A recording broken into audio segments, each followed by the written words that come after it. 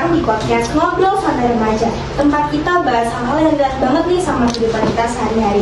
Di episode kali ini kita bakal bahas topik yang cukup serius tapi penting banget, yaitu tawuran anak remaja. Masih sering kejadian, bahkan kadang cuma gara-gara masalah sepele. Nah, aku nggak sendirian nih, aku ditemenin sama rekan aku. Saya Sofia Duyaturiani Dan saya sendiri Misha Violeta.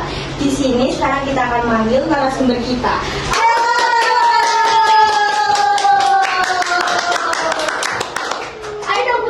dong penonton.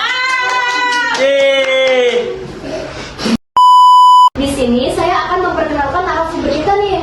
Ada perkenalkan, saya Sarwi Octavia Latala. Perkenalkan, nama saya Guntur Kirjo Pamungkas. Saya Rizky Satrio Prakoso.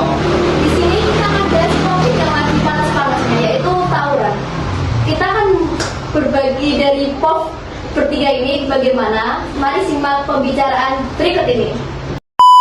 Mbak Sarwi sendiri, tawuran itu sebenarnya kenapa sih masih sering terjadi di kalangan remaja saat ini?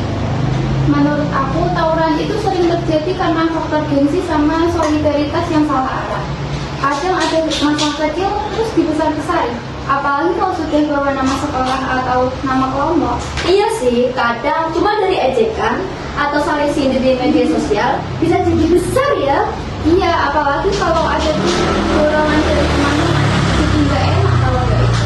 Nah, di sini aku mau tanya Mas Ferry nih, kalau menurut Mas Ferry dampak dari tawuran itu apa aja sih, terutama buat remaja itu sendiri? Dampaknya sangat banyak. Yang dampaknya paling jelas itu secara fisik dan mengakibatkan kekecewaan orang tua. Nah, bener banget sih Mas. Kadang yang ikut tawuran mungkin mikirnya cuma sekali doang, tapi ternyata dampaknya bisa panjang ya. Ia berpengaruh di masa depan dan mengakibatkan kekecewaan orang tua. Dan yang paling disayangkan, ada kan yang ikut tawuran kita sebenarnya nggak punya masalah langsung ya, nggak sih? Menurut Mas Satrio nih, gimana sih cara supaya remaja itu bisa terhindar dari tawuran? Menurut aku sih, yang pertama itu harus bisa banget mengontrol emosi. Terus jangan gampang terpancing juga. Terus juga harus berani bilang enggak kalau itu hal yang negatif. Setuju sih, kadang susah itu nolak sajian teman ya. Ya. Nah, di sini aku mau nanya hostnya langsung nih.